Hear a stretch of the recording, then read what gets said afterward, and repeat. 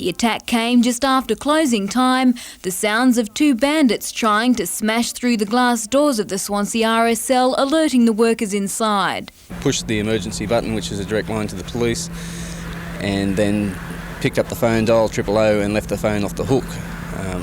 The offenders then had come through the door and bailed them up. Wielding a sawn-off shotgun and .22 rifle, the bandits forced the two women to the floor and demanded money. The other one said, it's down the back, take what you want, don't hurt us. She was then dragged by the hair through the club to the safe room. The men then escaped in a stolen cream ute with a substantial amount of cash. The police arrived shortly after to find the women in a severe state of shock. They're very, very emotional at this point in time. I've just received a call in actual fact that one particular lady that was here isn't really coping all that well. Police today located the abandoned vehicle in Swansea and dusted it for fingerprints. Police say the men may also have held up the Mangrove Country Club near Gosford 2 hours earlier. The men were wearing dark clothing and balaclavas at the time. Simone Cobb, NBN News.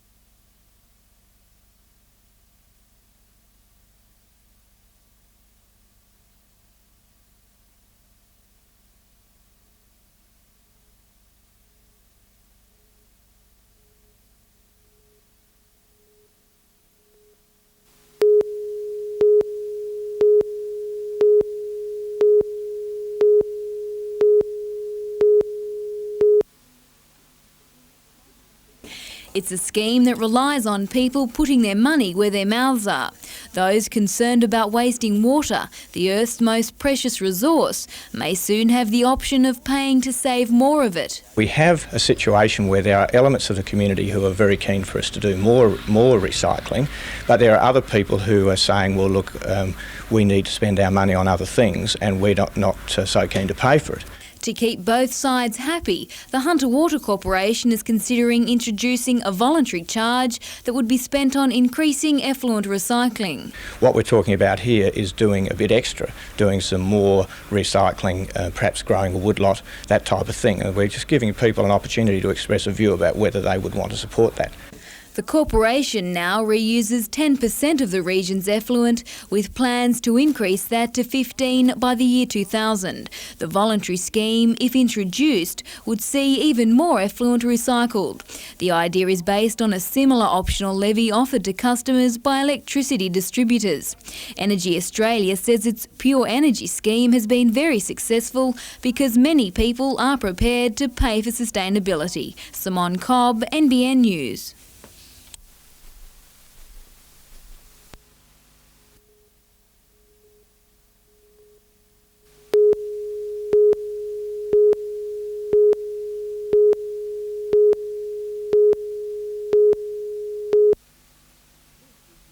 This is Millam's farmhouse at Ash Island near Newcastle today. This is how it looked when a group of trainees arrived in January to see what could be saved. Then the area was a dumping ground. Well, I think there was somewhere in the order of 12 tonnes of rubbish left the site here, and it was mostly broken bottles, it was scrap iron, all sorts of debris. Up until the 1970s, when the state acquired the land, it had been worked by the same family since 1847. Its simple stone and shell mortar walls had withstood the ravages of time and flood. The trainees given the job of preserving the site not only picked up land care skills, but became historians. Then we started to think, well, who lived here? How long ago did they live here? And we were able to trace back right to the days of Alexander Walker Scott when he first arrived over from England in the early 1800s. The Kooragang Wetland Rehabilitation Project now pictures the surrounding 60 hectares as a showcase of environmentally sustainable agriculture. here is an opportunity to demonstrate successful agriculture in a wetland ecosystem. Although the training course is now finished, most participants hope to continue their association with Millam's farm. This project's going to be going for probably another 10 to 20 years, so if we can get something out of that to continue on with this project, that'd be great.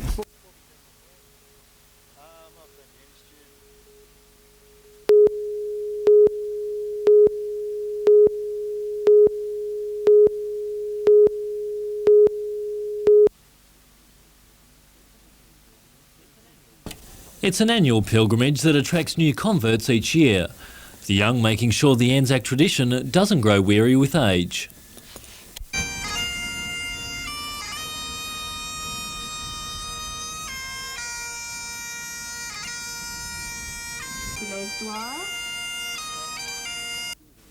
The thousands of students came from schools all over the region to pay respect to those who have fought for Australia. Young and old were united as a generation gap was forgotten for an hour. The wreaths of students ensuring that Anzac Day has a future as well as a past. But Newcastle's Deputy Lord Mayor Margaret Henry also asked students to remember this region's first war 200 years ago. For the Aboriginal people and for the children of the tribe, that was the beginning of a war in the Hunter region, which saw the destruction of the whole tribe within a very short time. A friendly invader in Newcastle Harbour today with the arrival of the USS John Paul Jones. The crew of the guided missile destroyer will take part in the city's Anzac services over the long weekend. It'll then head to the Persian Gulf. Richard O'Leary, NBN News.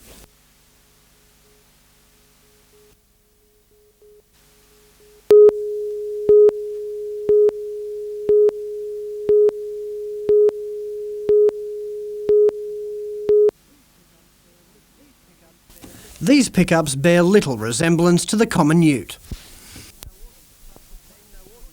Then no ordinary truck could cope with the torture track laid out at the Newcastle Motordrome. For years, enthusiastic amateurs modified local cars, but more recently some of the latest technology has become available.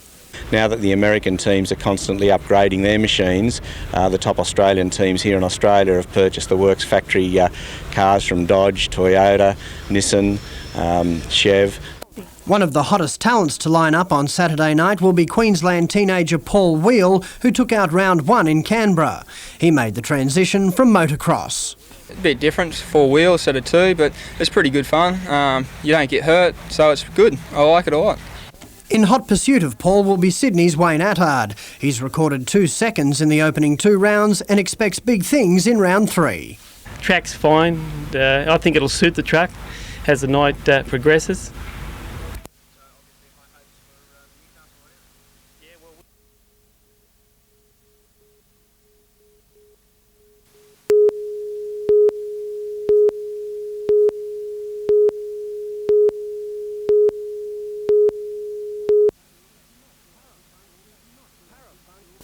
Parafunk is not your average school band.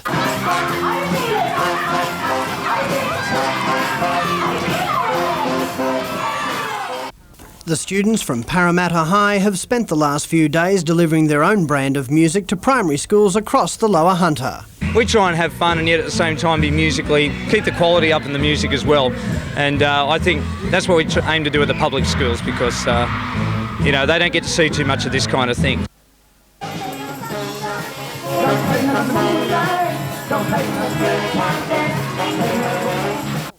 The band's performance has evolved over the past 2 years. From a few simple hip swivels, they now put on a full floor show.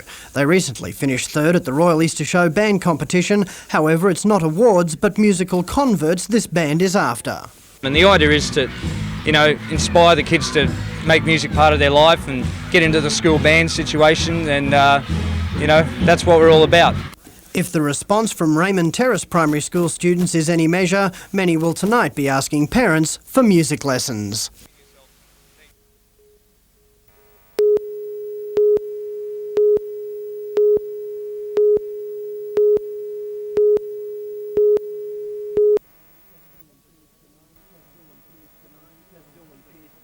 As dawn pierced the night, several hundred gathered in Newcastle Civic Park to remember. Fear not that you have died for naught.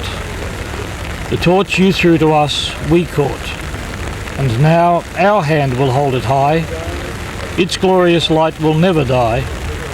We have learned the lessons you taught in Flanders Field, lest we forget.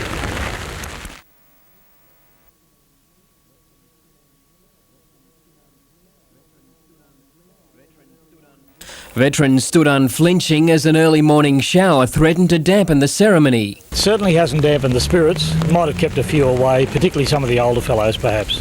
Across town, diggers and their families packed out Hamilton RSL for the traditional Anzac Breakfast. Among them Sam Garrett, Jimmy Davison and Bill Prout, who have spent every Anzac Day together since the late 1950s. The trio believe it's vital for World War II and Vietnam veterans to carry the Anzac legend. That's what Anzac Day is all about, to bring the younger fellas in as the older fellas go. The community's spirit behind Anzac was no more evident than at Stockton as residents came out to pay their respects to the marching war veterans. The march culminated with a moving wreath-laying ceremony at Stockton's Cenotaph. The heavens opened on the service at Nelson Bay, forcing organisers to hold the service at a packed bowling club. The change of venue only brought those gathered closer together, young faces in the crowd ensuring the Anzac spirit lives on. As services finished here in Nelson Bay, veterans began marching through Newcastle streets in slightly drier conditions. Jenny Crouch was there.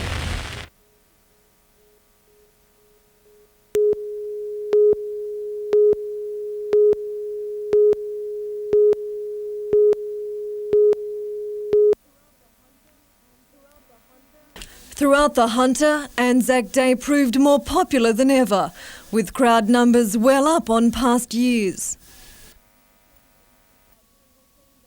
At Singleton, they lined the streets to pay tribute to the area's war heroes, school children and relatives joining the march. Meanwhile, in Cessnock, the town's pipe band led 80 local veterans through the main street. In their wake, schools and community groups, all keen to show their support. It was a day where the young people shone, and there was no doubt they were a welcome addition to the event. It means a lot to us diggers to have all the younger people come along and remember us chaps that served in the war. The little kids coming along, they make the show. Have a look at them here today. While the crowds dispersed, the festivities will continue for the veterans. Today, their chance to reminisce over a few drinks and remember the mates who didn't return. Sarah Griffiths, NBN News.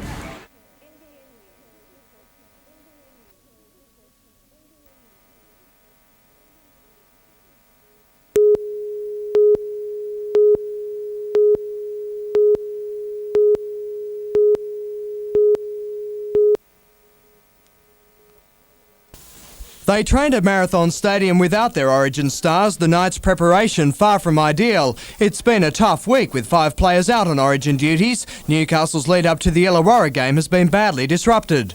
The Origin players will be tested for fitness tomorrow. Halfback Leo Denver was tested today. He's been nursing an ankle injury all week, but relieved coaching staff this afternoon when he declared himself a starter. Yeah, mate, it's all right. Everything's come pretty good when I wanted it to, but yeah, I was scared at start the week, but I'm feeling good now. Also expected to be in is Adam Mcdougall. Despite missing training with his ankle injury, the Inform Centre says he'll be right to play.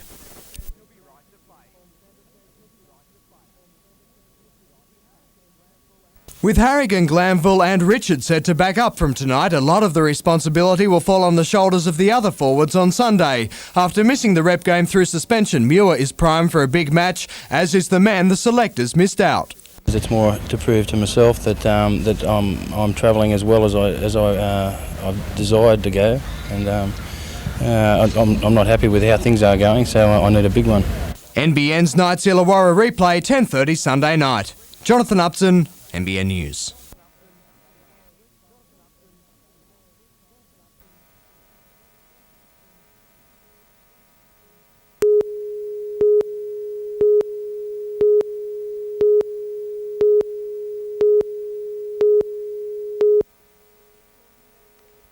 Broadmeadows Basketball Stadium was rapidly becoming Aladdin's cave this afternoon. 800 stall holders unwrapping their treasures for the weekend exhibition. The Antiques and Collectibles Fair has drawn exhibitors from interstate and overseas. Organiser Bill Willis says it's a rare chance to snap up some unusual pieces. There are hundreds of items that people look for and search to make up sets. Many antique books, jewellery, dolls, bottles, radios, you name it, they're all here. Anything from old coins and antique furniture to special finds like this old teddy bear will be on sale. Dealers say such items represent hours of hard work. I have to travel quite a lot to find it. It's not very easy. You can't just pick it up anywhere. It takes a lot of searching. A collector himself, Mr. Willis says it takes a special kind of person to spend a lifetime ferreting for bric-a-brac. Fanatics, absolutely. Real fanatics. Sarah Griffiths, NBN News.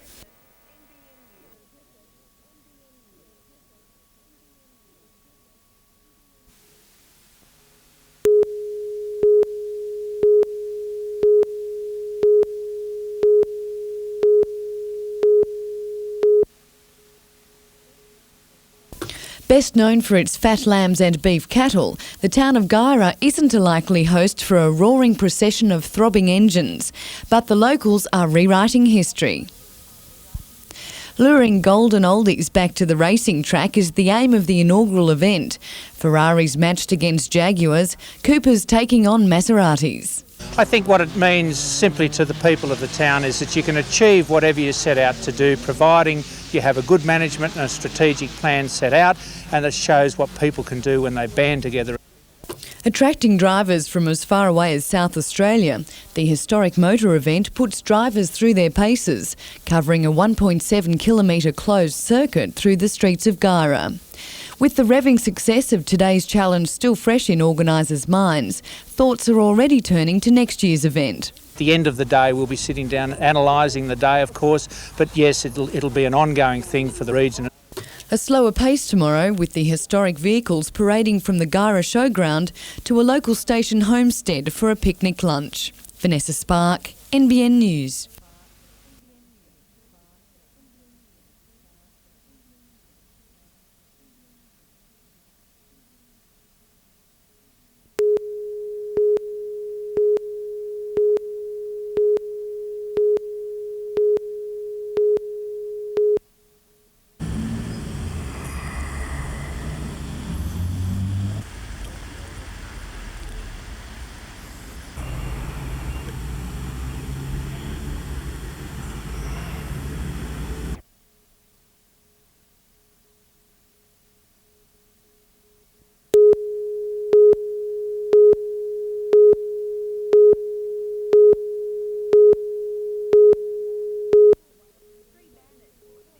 Three bandits forced their way into the news agency in Calishaw Street shortly before 4 this morning.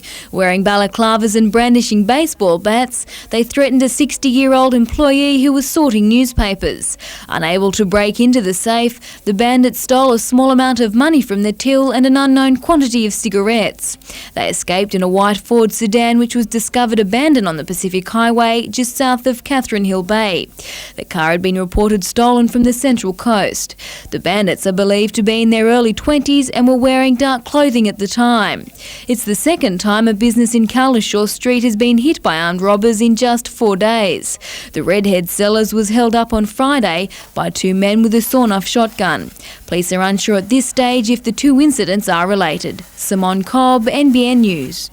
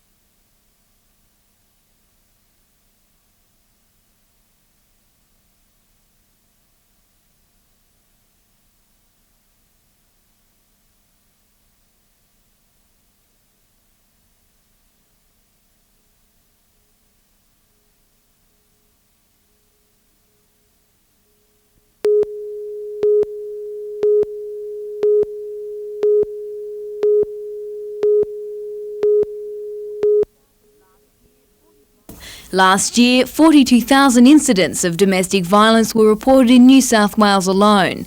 Helping to reduce that figure locally, the Hunter Centre for Health Advancement today launched a program with The Difference in Mayfield. Accessed on computer, the program allows people to find out about domestic violence simply by touching a screen. People might be in a domestic violence situation for many, many years or have been battered 30 or 40 times before they come for help. So what we're trying to do is to catch people earlier. Created by Pat Wakely, the Regional Manager of Relationships Australia, the program is a recent addition to community health computers in shopping centres and health units. Using an interactive quiz, the computer can advise people on how to get help. A lot of people don't want to come to a counselling situation, they don't want to go to talk to the police. They need to know about what's okay and what's not okay before they even feel confident to take that first step. With only 20% of assaults ever reported, it's hoped the program will encourage more victims of domestic violence to take action. Simone Cobb, NBN News.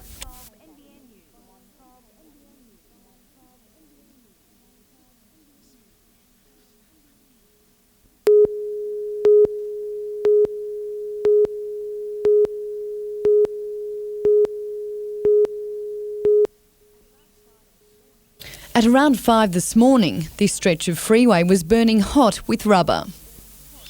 The driver of this Hyundai Excel and 3 passengers caught the attention of police near Gosford. 4 patrol cars pursued the vehicle for 50 kilometres, with police reaching speeds of up to 190 kilometres an hour.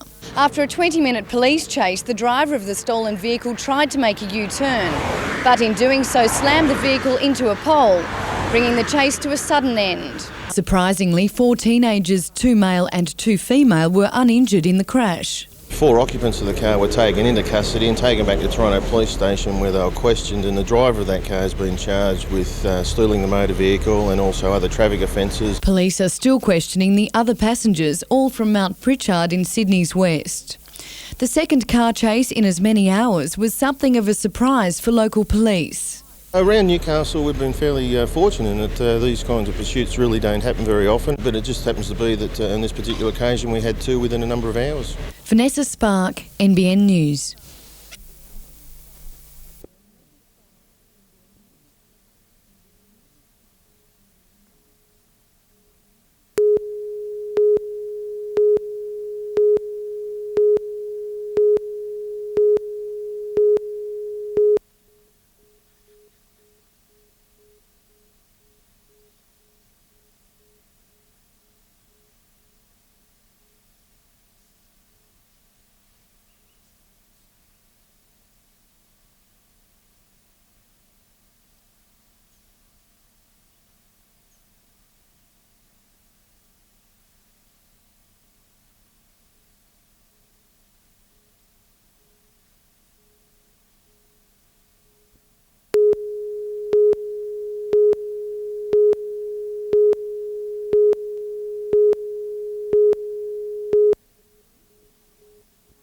Bishop Holloway is highly influential in the worldwide Anglican community, also reaching the general public with his many books and speeches.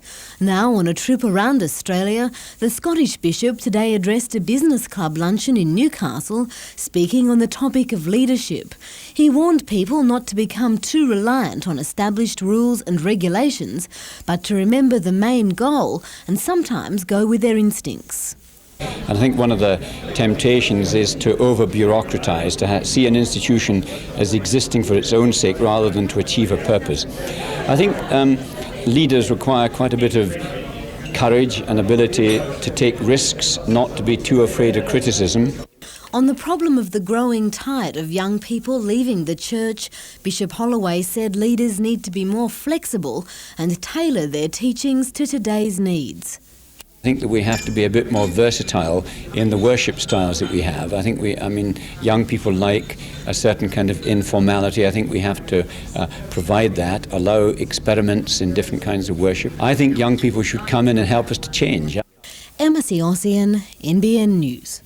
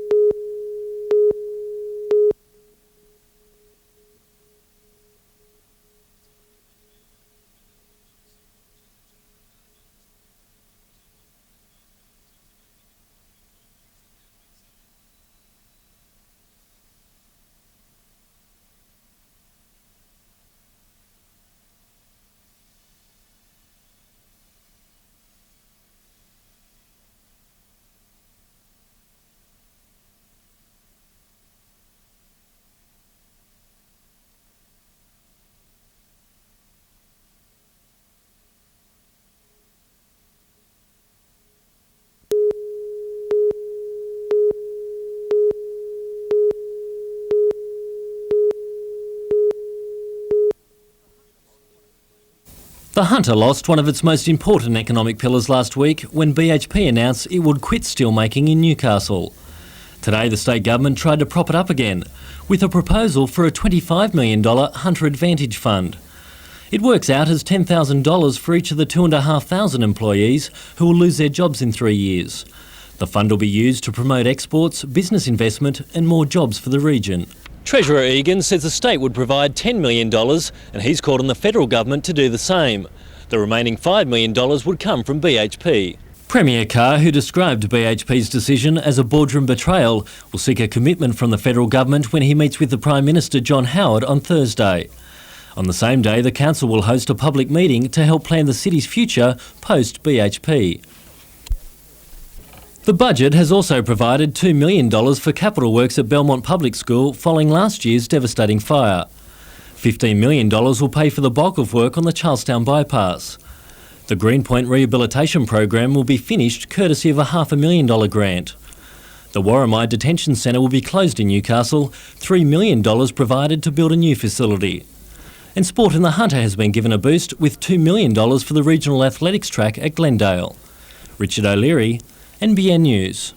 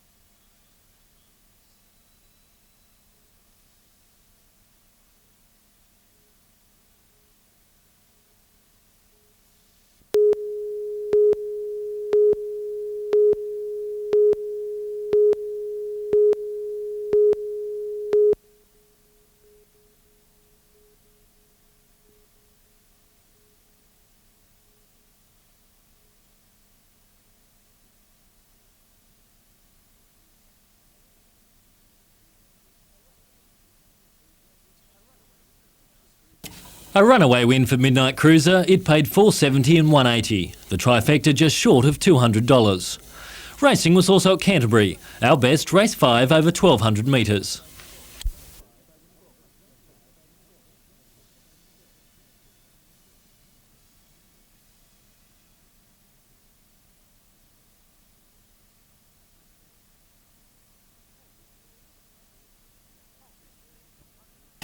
Poultry dividends for punters. The winner paid $2.30 and $1.50. The trifecta, $13.70.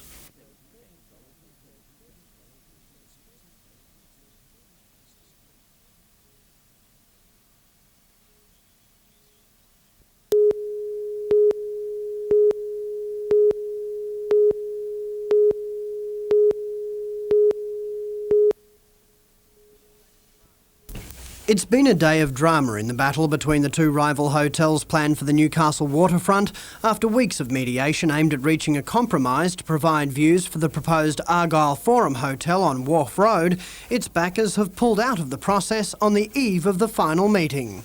It seems to us that the process itself has been flawed because of the intransigence of the Honeysuckle Development Corporation and the Blackburn Group.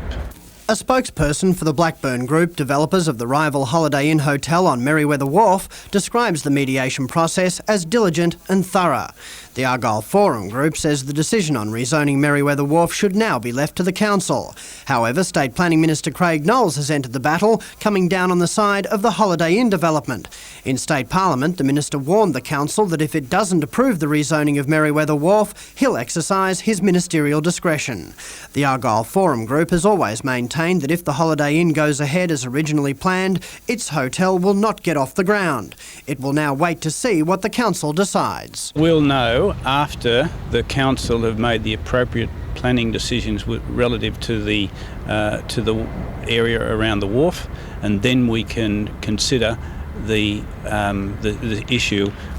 Council is due to hand down its final decision on the Merewether Wharf rezoning next week. Phil Hind, NBN News.